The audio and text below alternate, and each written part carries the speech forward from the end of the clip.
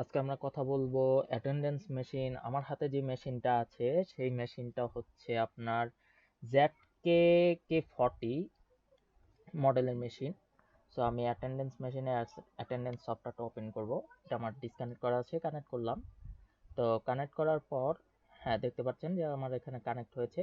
এই যে K40 লেখা আছে। K40 আমার পোর্ট নাম্বার, এটা হচ্ছে আমার আইপি নাম্বার 192.168.0.201। এটা হচ্ছে আমার ডাউনলোড অ্যাটেন্ডেন্স লগ।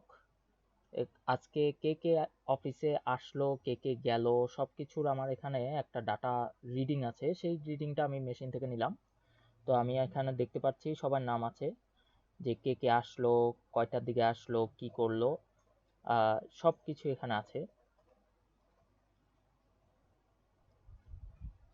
আমার কানেক্টেড করা আছে। এটা হচ্ছে রিপোর্ট, এখানে এমপ্লয়েস, এটা হচ্ছে আপনার রিড এমপ্লয়েস, এটা হচ্ছে রিপোর্ট। ডিভাইস, এখানে আপনার চাইলে যদি আরো 4-5টা ডিভাইস থাকে আপনি এখান থেকে অ্যাড করতে পারবেন। এখানে disconnect, exit system.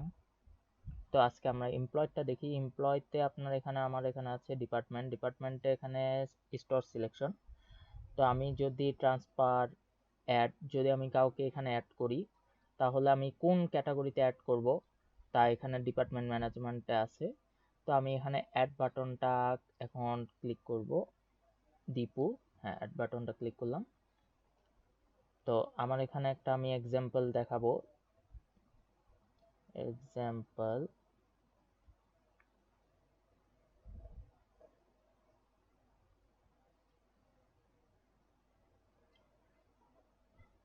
Example, Abdullah. তো মেল, ন্যাশনালিটি বিডি বাংলাদেশ। টাইটেলের মধ্যে আমরা দেখব এখানে স্টোর ম্যানেজার।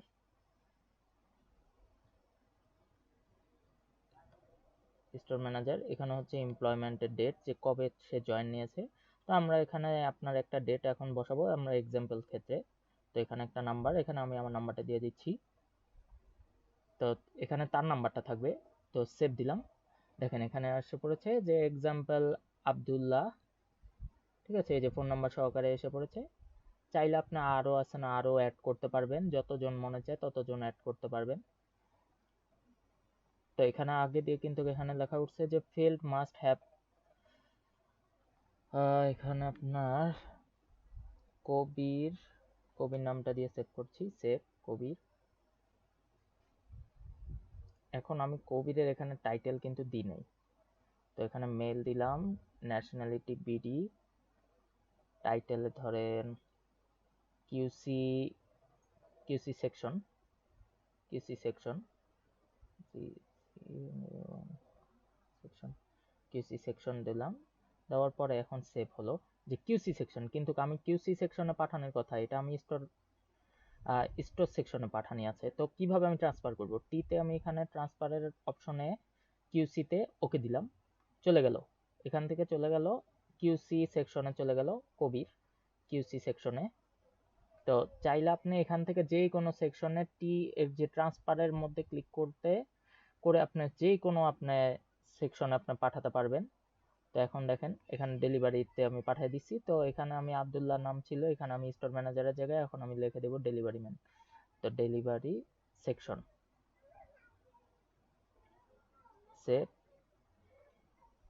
তো এখন আপনি দেখতে পারলেন যে এতক্ষণ, যে এখন আমি ডিলিট করে দিব, যে রিজাইগনেশন সে চলে গেছে। তো তাকে ডিলিট করে দিলে কি হয়, খালি হয়ে গেল।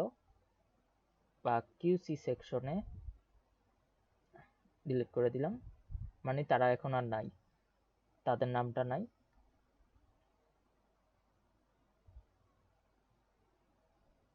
সুইং সেকশন, ঠিক আছে। আমি আরো কয়েকজনের নাম এখান থেকে ডিলিট করব।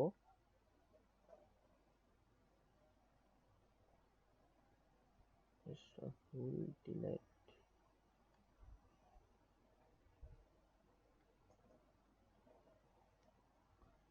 আচ্ছা।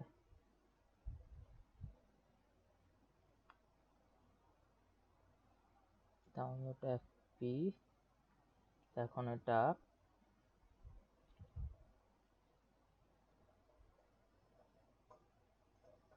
স্টোর। এখন আমি দেখাবো মেশিনে কিভাবে আপনি আপলোড করবেন। তো আমি এখানে করিম নাম দিলাম এক্সাম্পলে, করিম। আমি এখন মেশিনে সেট আর কি অ্যাটেন্ডেন্স মেশিনে আমি আপলোড করব যে এখান থেকে যে নামটা যাবে। তো এখান থেকে আমি আগে আমার ইয়েটা, হ্যাঁ স্টোরে এখানে করিম, করিম আমি আপলোড করে দিচ্ছি করিমের নামটা। করিমের নামটা এখন অলরেডি মেশিনে চলে গেছে। ওইখান থেকে আমি ফিঙ্গার দিয়ে তারপর করিমকে আমি সিলেকশন আর কি মেশিনে আয়ত আনবো। আর এখানে হচ্ছে আমার download only finger all user আর কি, এখানে সব রকমের ডাটা যেগুলো মেশিনে আছে, যাদের নামগুলো আছে সব নামগুলো ওই যে দেখতে পাচ্ছেন যে করিমের নামটা কিন্তু চলে গেছে। আর মেশিনের মধ্যে কিন্তু নীরব আর আশরাফুলের নামটাও কিন্তু আমি এখান থেকে ডিলিট করছি, কিন্তু মেশিন থেকে কিন্তু ডিলিট হয় নাই, মেশিনে কিন্তু তার ডাটাবেসটা আছে। রিপোর্ট, রিপোর্টে গেলে আপনি মনে করেন যে যার রিপোর্ট আপনি দেখতে চান, যেই কোনো সেকশনের কিউসি সেকশনের, আমি এখন মিরাজের রিপোর্টটা দেখব, মিরাজ। আর ডেটটা আগে দিয়ে ডেটের রেঞ্জ ক্যালকুলেট, ক্যালকুলেট করার পরে এখানে দেখতে পাচ্ছেন যে 3 দিন আছে না অ্যাবসেন্ট দেখাচ্ছে, 3 দিন অ্যাবসেন্ট। সো যেদিন যেদিন লেট করছে সেদিন সেদিনেরটা আমরা শো করতে পারতাছি, দেখতে পারতেছি। রিপোর্ট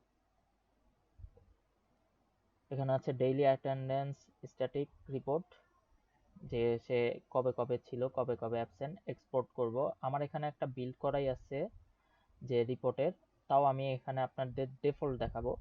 আমি এখানে সেভ করব মিরাজের নামটা, মিরাজ সেভ করলাম, মিরাজের নাম। এখন আমি এখান থেকে বের হয়ে যাব, আমি দেখব মিরাজের যে রিপোর্টটা আসছে এটা কি এক্সেল ফাইলে কি চলে কিনা। হ্যাঁ ঠিক আছে, মিরাজের রিপোর্টটা এখানে পুরোপুরি কমপ্লিট ভাবে আসছে। ওই যে এখানে 3টা কিন্তু ট্যুর অ্যাবসেন্টের মধ্যে দেখা যাচ্ছে।